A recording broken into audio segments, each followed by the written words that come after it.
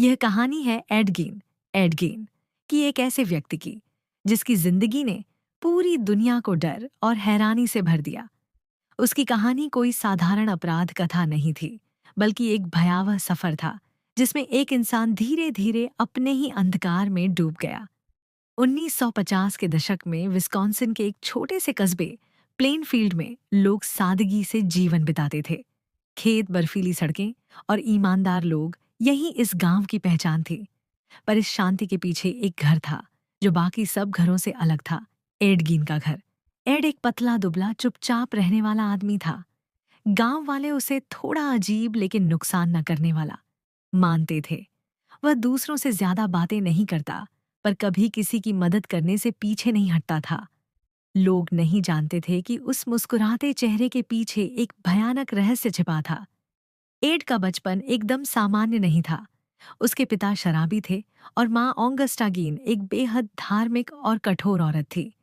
वह हमेशा कहती थी, दुनिया पाप से भरी है, औरतें बुराई की जड़ है। वह अपने दोनों बेटों एड और हेनरी को दूसरों से दूर रखती थी। स्कूल जाने की अनुमति थी, पर दोस्तों से बात करना मना था।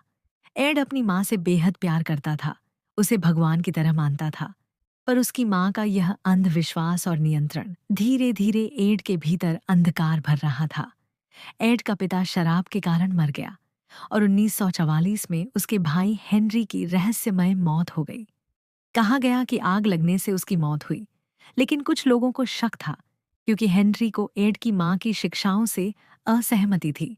शक तो था, पर सबूत नहीं थे। अब एड पूरी तरह अपनी माँ के साथ रह गया। वही उसकी दुनिया थी। लेकिन 1945 में उसकी माँ भी मर गई। उसके मरते ही एड का संसार टूट गया।